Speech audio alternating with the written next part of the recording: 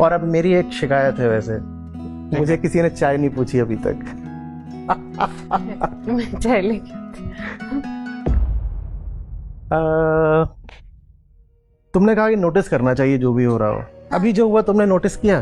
बिल्कुल। क्या नोटिस किया? आपको चाय नहीं दी गई। ये तो ठीक है कि चाय नहीं दी गई है, लेकिन कुछ और भी हुआ जो तुमने नोटिस नहीं किया।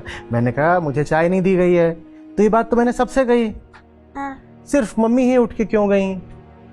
क्योंकि हमेशा होता है। क्योंकि हमेशा होता है, और जो हमेशा से होता रहता है ना, वो फिर हमें अबनॉर्मल लगना बंद हो जाता है। और बहुत समय से वो फिर भले ही अनजस्ट हो, अनजस्ट मतलब उसमें अन्याय भी हो भले ही, तो भी हमारी आदत ऐसी पड़ जाती है कि वो अन्याय हमें अन्याय जैसा लगता नहीं है।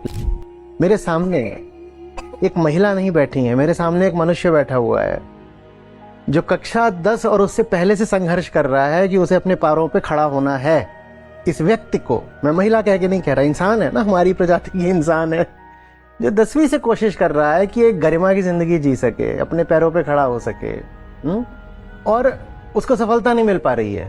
पहले ये था कि तुम्हारे दहेज के लिए पैसा जोड़ रहे हैं तो तुम्हारी शिक्षा के लिए पैसा नहीं देंगे। फिर ये हो गया कि अब तुम्हारी शादी हो गई है, तो अब तुम पहले जरा अपना घर संभाल लो। फिर बड़ी बच्ची घर में आ गई तो उसका लालन पालन देखना है।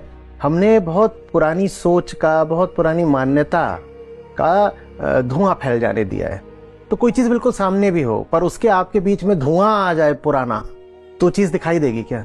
तो हमें बहुत प्रत्यक्ष चीजें भी, बहुत ऑब्वियस चीजें भी फिर दिखाई नहीं देती हैं। ये हमको प्रशिक्षित कर दिया गया है, ये कंडीशनिंग है। यही हमने अपने आसपास होते देखा है, तो वही हमारी फिर जिंदगी बन जाती है।